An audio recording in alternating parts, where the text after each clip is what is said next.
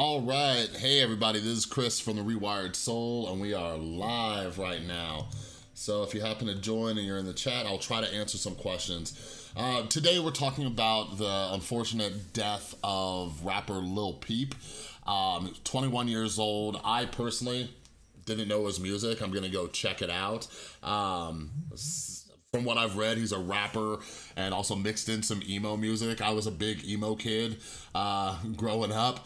Sounds kind of interesting. But anyways, I had some friends. I had a lot of people who follow me on YouTube or Instagram, and I kept seeing my clients talking about this. And I was like, who's Lil Peep? And he died. And I'm like, that's weird. And here's what's troubling to me living in 2017.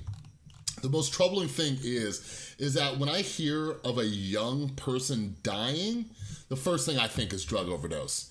Like, that's crazy. Like, it's crazy that any type of young person dies, but I hate that it's becoming so normal. There's so many things in 2017 alone in the last few years where they've become this new normal, and it's really sad to see. And I hate having to keep talking about it, and I know other people who do news stuff, they hate talking about mass shootings and violent crimes and all these other things, but here at the Rewired Soul, I talk about mental health, I talk about addiction, and all that stuff, so I gotta talk about it, especially because XANAX addiction, no. XANAX use has been coming up a lot lately, and you know, it's unfortunate that this is what happened and what made me need to talk about it, but I actually wasn't gonna do a video tonight, and I heard about this and I saw that it had to do with a Xanax overdose, and I decided, you know what, I need to do it. Wasn't gonna do it. And sorry for the sound issues right there. But anyways, so I was checking out the CNN story, which I'll see if I can share real quick. And let me see if I can bring this up on here. See how this works. I'm messing around with this thing. There we go. All right, so you guys can see it. So rapper Lil Peep dies at 21. I'm just gonna kind of skip to the highlights of this. A spokesman for the Tucson, Arizona Police Department told CNN that police were called just before 9 p.m. Wednesday night after Lil Peep was found unresponsive by his manager in his tour bus, and said that first responders rendered medical aid, but they were unable to save him.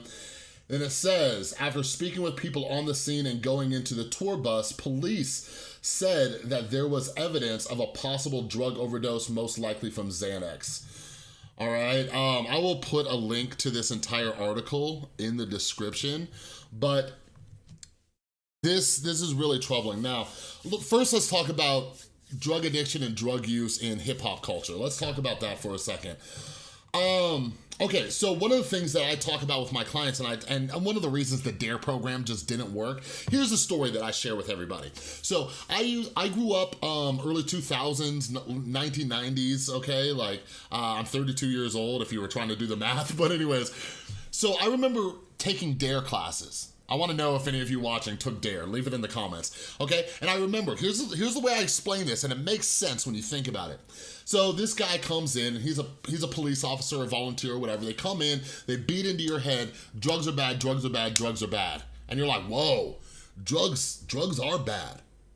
I'm never gonna do drugs. But then as soon as I leave school and I go home, I turn on TRL, because that was my jam back in the day, and I see Dr. Dre and Snoop Dogg, you know, popping bottles, smoking blunts and stuff, and they're making it rain cash and they're rich. And I'm like sitting there, I'm like, wait a second. Officer Tom came into my classroom today and he pulled up in a 1993 Toyota. He's telling me drugs are bad. But these guys over here, they're successful and they're doing drugs and they're drinking. So that's one of the reasons the DARE program doesn't work, because it's not giving the proper information. The proper information is that drugs are bad, but we need to start focusing on the way kids are learning and who kids are looking up to and things like that. Now, rapper Lil Peep, who do you think he was looking up to, right? I remember Lil Wayne. Lil Wayne had a big problem with drugs and alcohol. And I was actually talking to somebody about this the other day, because he actually had he got arrested, and it was for a lot of stuff, a lot of drugs, and as well as firearms and things. I remember he did like very little jail time, and then it was part of his probation that he couldn't drink or use for, God, I think it was like 2 years, something like that. Like they were forcing him to stay clean, right? And then like nobody ever talked about it. Like people were worried like, what, Lil Wayne goes to the club all the time and da-da-da-da-da. And nobody really talked about it. And I'm curious what happened. If any of you know, let me know. Obviously Lil Wayne's still around. He's not really making music like he was. But like when it comes to celebrities, and look at Carrie Fisher, look at Heath Ledger, look at Chris Farley, Patton Oswalt's wife, I know her last name's McNamara, she died of overdose. And, you know, these are the things, like, celebrities are not held to the same standard, and, you know, obviously that's just an issue. But here's the thing, so still talking about hip hop culture real quick, I've been really glad that hip hop culture is talking a lot more about mental illness, but I don't think they're talking about substance abuse enough, and that's an issue. A lot of hip hop artists, rappers and stuff like that, they're getting into drugs, and it's this cool thing, you know what I mean? Some of you have heard of Purple Drank, you know, and that is codeine mixed with, what is it, cough syrup? I might be sounding dumb right now because I've never, in my drug days, Purple Drank wasn't really a thing, at least in my circles. But that's a very powerful narcotic that a lot of people are getting hooked on. XANAX is a huge, huge, huge problem, and it's this problem that we're not talking about, and it hurts me so much. About a month or two ago, one of my best friends, she's not an addict, she lived with me for a while, she knows about my recovery, and you know, one of my really good friends, she came to me because one of her best friends growing up died from a XANAX overdose. And what happened was, this young woman in her 20s, she was prescribed XANAX for anxiety. And one night at a party, they were partying, they were drinking, she took more XANAX than usual, she died of an overdose. One of the crappy things about that was, nobody called the cops to save her because they were worried about getting in trouble.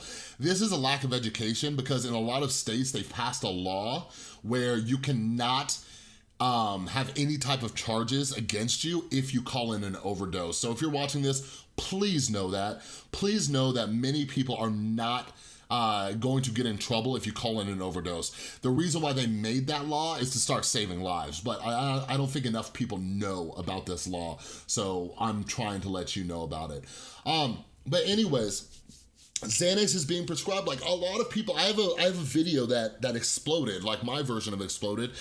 It has 7.7 thousand views, so it's almost at 8,000 views, and it was all about the opioid epidemic and how pharmaceutical companies and distributors got us to the place we are. They're talking about how state legislators and stuff like that were masking it to make profits and all the things, all this shady stuff, and everybody's like, yeah, the opiates, the opiates, the opiates. Like, we need to start talking about XANAX, okay? Thousands upon thousands of people are dying from XANAX overdoses every single year. And one of the issues that I have is, it's the same with alcohol. Tens of thousands of people each year die from alcoholism as well. But there's such a focus on the opioid crisis that everybody's forgetting that addiction is just addiction. Like, we need to just start talking about addiction. I know the opioid crisis is huge, I know, but we need to quit only focusing on overdoses. Lil Peep is a perfect example right here. I don't know what other substances he was using. I don't know if he was prescribed this.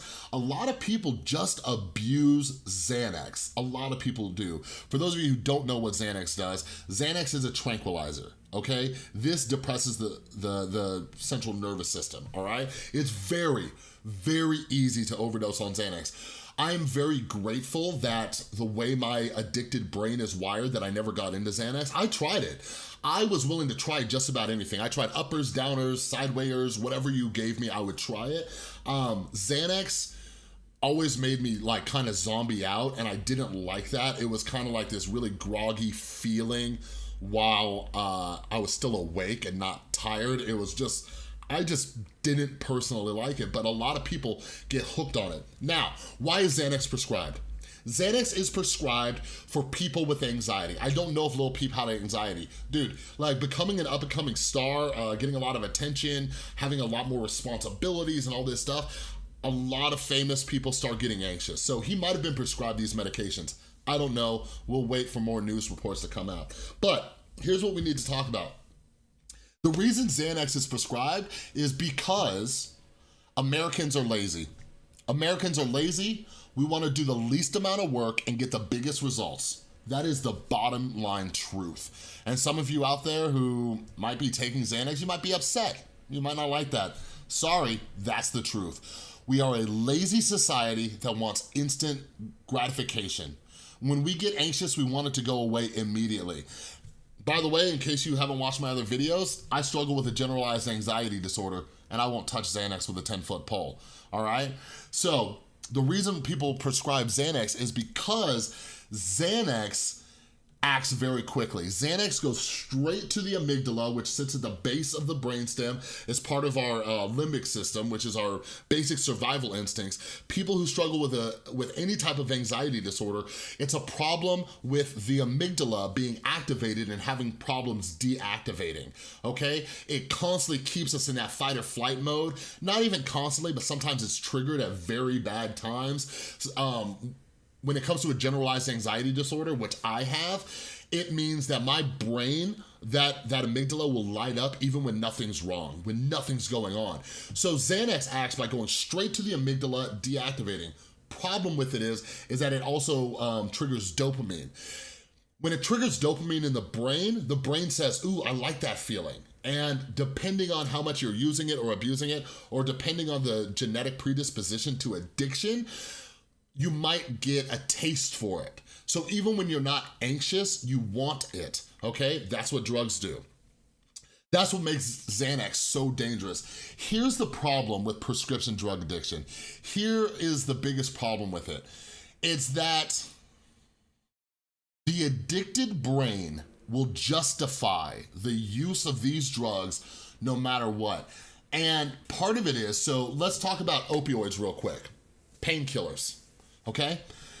When the brain gets hooked on opiates, what the brain does is that it actually intensifies your pain.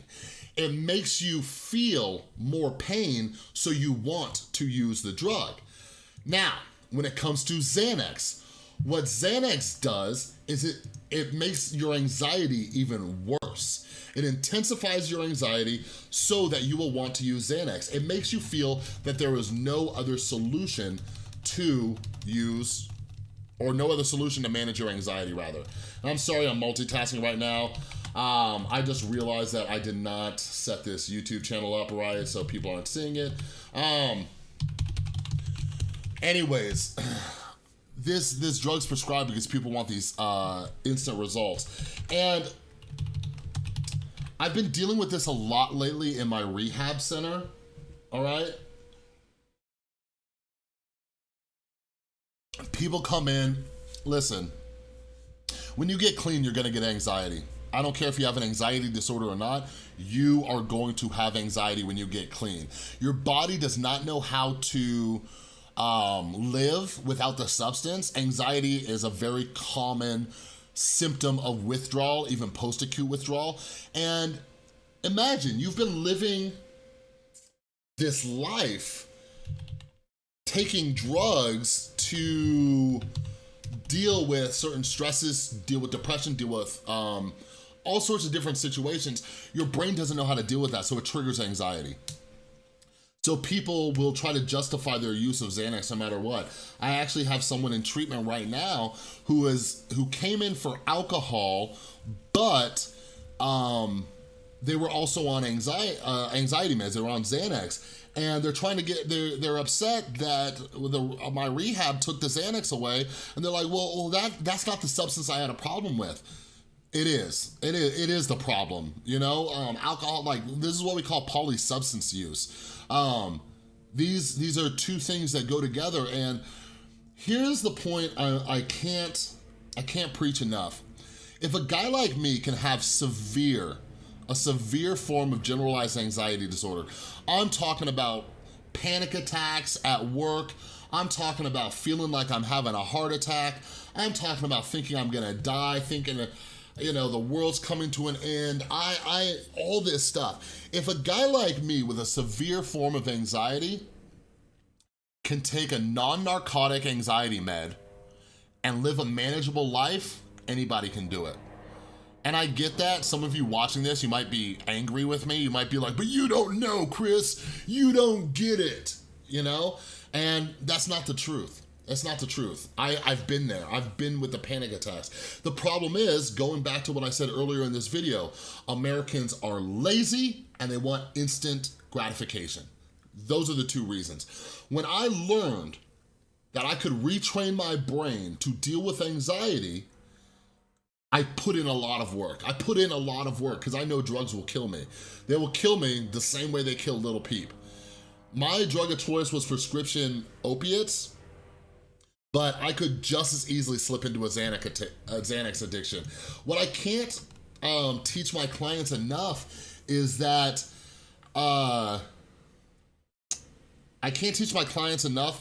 addiction isn't a problem with drugs or alcohol.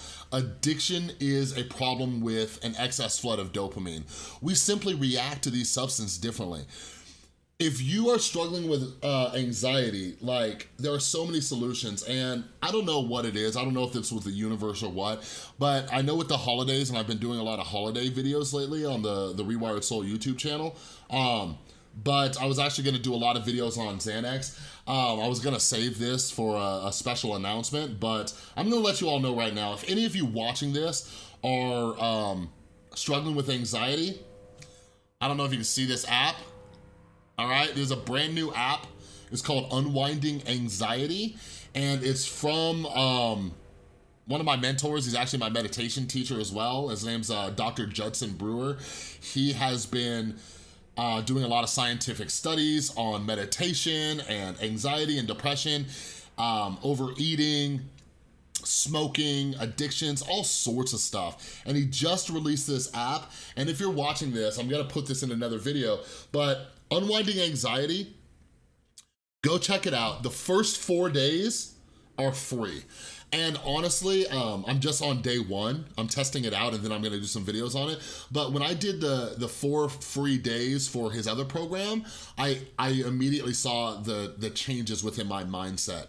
So I was actually part of the pilot group to test Unwind Anxiety. And by the way, this video is not sponsored in any way. But I know what he can do. And the fact that he finally launched this app and I saw them building it, this is an invaluable resource. So he actually gave me a coupon code that we can use, that all the Rewired Soul fans out there, anybody watching this, the coupon code is UA Friends, okay? U as in umbrella, A as in apple, Friends with an S, all caps. It'll give you $10 off for the subscription. They have monthly rates and then they have like yearly rates. I'll be honest, if you're broke or cheap like me, just do the month. Like, I'll ask you right now, if you're watching this and you have anxiety, like, what do you have to lose? Like, you got something better to do than work on your anxiety? And it sounds counterproductive. It sounds like facing our anxiety is just gonna trigger more anxiety, and that's true. It's true, it's gonna be like that for a little bit, but you overcome it. I'm living proof of that. I don't know what more I can say. XANAX is a very dangerous drug.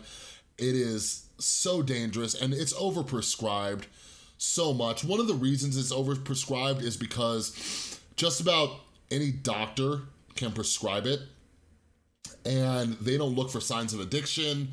They're trying to give you that instant gratification that you're looking for. They're trying to get you in and out of their office as fast as possible. But what's more important to you, you know? Your life or a more long-term plan of solving your anxiety? Like, I'll be honest with you, I do a lot of scientific, wait, let me rephrase that. I don't do the scientific research, but I look at and I study, I research scientific research. Countless studies prove that meditation decreases anxiety by upwards of 80%. The whole reason I started meditating is this. I take Lexapro. Lexapro is a non-narcotic antidepressant and anti-anxiety medication, all right? I started off with, I always screw up the milligrams, but you'll get what I'm saying. I started off with like 10 milligrams, okay? I was taking that for a while. My anxiety was whoop, dropping, everything's great. I am a drug addict and I'm also a human being. What happens after you start taking a medication for an extended period of time? Tolerance. Tolerance happens. That 10 milligrams was no longer doing what it was a few months ago. So I go back to the doctor and said, hey, this medication isn't working anymore. I need more. I don't know what to do, da-da-da-da-da. So she ups the dose. So she gives me 20 milligrams or whatever it is. I'm like, okay, I go, and it gets me back to that place. But since I'm a human being, I take a medication for a while, I become tolerant to it. 20 milligrams is no longer doing it. I don't like taking prescription meds because I'm a prescription drug addict. This is by the way, this is a non-narcotic in case I didn't mention that before. So I get scared when I start becoming tolerant and needing higher dosage. But I went into her and I said, hey, this one's not working anymore. I don't know what to do. And I think that she's just gonna up it to 30 milligrams. And basically she tells me, sorry, the most we can prescribe you is 20 milligrams a day. And my addict brain, the immediate thing that I think is, well, I guess I'll just take 2 of them, and that's not the way to do it. You know, I can't do that. I can't abuse my medications anymore. So what ended up happening was I lived with my anxiety for a while. I'd say a couple months of the anxiety meds doing the best that they could, but it's a lot like depression meds. I try to teach people that depression meds aren't a happy pill. They're to get you a baseline so you can start figuring out ways how to create dopamine on your own, which I talk about in my depression hack series that you need to watch. But that's when I stumbled across mindfulness and meditation. I started hearing all these stories and I started reading research about it. I started learning that meditation can help with anxiety, and I'm like, okay, what do I have to lose? And I had a very fortunate experience with meditation, and it was almost instant. I knew from the moment I tried it, I'm like, wow, this has massive amounts of potential, especially when it comes to my anxiety. That's all I was focusing on, was how can this help my anxiety? And just, I immediately saw results, and that's why I kept doing it. That's why I still do it 2 years later. Now, I'm actually down a dosage on my Lexapro. So think about it. I went from 10 milligrams to 20 milligrams. It wasn't working anymore. I start meditating, my anxiety drops. Now I am back down to 10 milligrams. Like, I hate that I have to like sell people on meditating. It's just, I get it. Most of our country, most people have been trained from a young age that you need medications to fix you. So when I come in here and I say meditation, which most people who have never meditated don't even know what it is. They think they know what it is, but they don't know what it is. You know, they look at me like I'm crazy. And I get that. You've been raised in a way, especially by television and you know, radio ads and billboards your whole life. You've been looking at these ads and said, oh, okay, there's a medication for literally everything on earth, so why would I try something that's not a medication? And this isn't some kind of conspiracy theory. This isn't me just saying like, oh, they're just trying to get you. This is the reality. You have been trained to believe that medications will fix you. Let's look at the stats. The United States prescribes 82% of the world's entire supply of opioids. I would have to be very silly to think that no other country on earth deals with physical pain in the same way that the United States does. Does this mean that other countries just don't have pain? Are they not injured? Think about it for a second. If other countries are not prescribing these medications as much as us, why is it happening here? Like, that's something, by the way, that kind of clarity is something meditation has done for me. It has me questioning the things I think I know, and it keeps me on this constant journey of learning more about myself, learning more about my anxiety. I'm able to look at my anxiety and say, where is it coming from, right? I start to look at my anxiety and realize that my anxiety is coming from tripping on the future. I start acknowledging that my anxiety is because I'm worried about something that happened in the past that I have absolutely no control over. Mindfulness and meditation brings me back to the right now, and my anxiety drops severely, you know? And it sucks. Like, I see one of the comments in the chat here says, he's saying a lot about anxiety and depression. And, you know, I'm gonna do this live stream for about 5 or 10 more minutes, and let's just talk real quick about artists and stuff. Like, let's go back to Chester Bennington. Chester, you listen to Linkin Park's music, clearly the dude was bummed. Bummed is, by the way, bummed is not the right word. He was depressed. He openly talked about his depression all the time. Now, you know, Lil Peep rapped about anxiety and depression. Like, it's not enough. And I think for any of the artists out there, I actually have some really creative people in my rehab right now. A lot of them are writing, I have a lot of people writing poetry. I have people who are musicians, people who are songwriters. And one of the things that artists struggle with that I see is they feel that if they fix their depression, if they fix their anxiety, if they fix their addiction, then they will no longer have that same kind of oomph in their music or whatever their creative outlet is, you know? Most even artists, most painters, they struggle with mental illness on a regular basis. And I think that might be some good video content for me to do. Because at the end of the day, we romanticize this thing where, you know, we want to go out and have this legacy and just being this troubled soul. Like, man, now that I've seen the other side of the hill where happiness resides, you know, I was afraid to change my life. I was afraid to get better. I was afraid to heal myself. I was afraid to not be such an angry person anymore. I was afraid to not be depressed. I was afraid to not be anxious. I was afraid of what that would make me become. And now I'm sitting here and like, I'm pretty damn happy.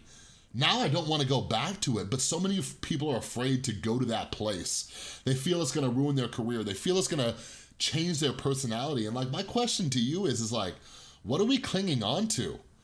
Like, why are we clinging on to the depression? Why are we clinging on to the anxiety? Is it really worth it?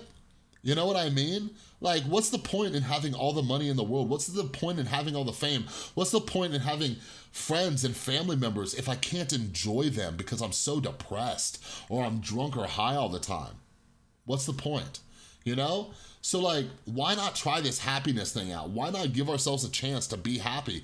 It's gonna take work. I say that constantly. My recovery from mental illness took a lot of work. And a lot of people, it sucks. A lot of people just aren't willing to do that work. And this work that I'm talking about, remember that meditation thing I was mentioning a few minutes ago? 10 minutes a day. 10 minutes a day. You go to the gym, you gotta get in your car or ride a bike or take a bus and get to the gym. You gotta pay for a membership, you know, like you gotta go there and is your, you know, machine open? That's something I struggle. And if you wanna go to the gym, go to the gym. I'm not downplaying the gym. But the point I'm trying to get at is meditation is something you can do 10 minutes a day in the comfort of your own home. There are a million apps. This thing right here, this thing, by the way, this phone, it gives you access to meditate at your house, and it's like, why not just give yourself a chance to be happy? Why don't you give yourself a chance to be less anxious, you know? I don't know, as the story unfolds with Lil Peep, I don't know, like, I don't know. Whenever this stuff happens, you know, everybody's like, we'll see, like they're looking for a toxicology report. I guarantee you, ask 5 of that guy's friends, they'd be like, yep, he did a bunch of XANAX. You know, it's not a mystery. So I don't, now that I look at it, like, I don't know if I'll do any follow-ups on this. I hope you took enough out of this live stream. I'm probably gonna upload this to a podcast too, so you might be listening to this on the podcast. I hope you gained enough from this, like, just to learn. And if any aspiring hip hop artist or musician is listening to this, like, it's not the way, you know? We gotta look at the culture.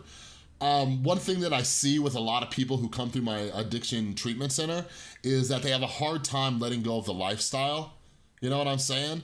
Like, dude, my lifestyle is great. I still go out, I still have fun. I've been to parties, I go to concerts, I go to shows, and I don't drink or use. It ain't bad, you know? A lot of it is letting go of that lifestyle, you know what I mean? So it's really sad and devastating that Lil Peep was only 21 years old and his career was just starting to take off, you know what I'm saying? And I hope, I don't know, I hope somehow this is a lesson rather than people wanting to, I wanna be that, you know? I wanna rap about anxiety and depression, or I wanna be the guy who, you know, uses these drugs to fit in and be cool. Like, man, like it's a bummer. And especially with our youth, I'm really glad that places like Sober Movement, I had them as a guest on my channel the other day. I'm glad that they're doing stuff like getting teens involved. I have a few people in my treatment center right now who are 18 years old and they're scared to get sober because they think they're too young to. But look at Lil Peep. Dude was 21 years old and he's dead now. You know what I mean? So we really gotta start putting things into perspective when it comes to the disease of addiction, drug abuse. Drug abuse is just as bad as addiction. Drug abuse is almost worse because a lot of people just accidentally die. But anyways, for everybody who tuned into the live stream, thank you so much for watching.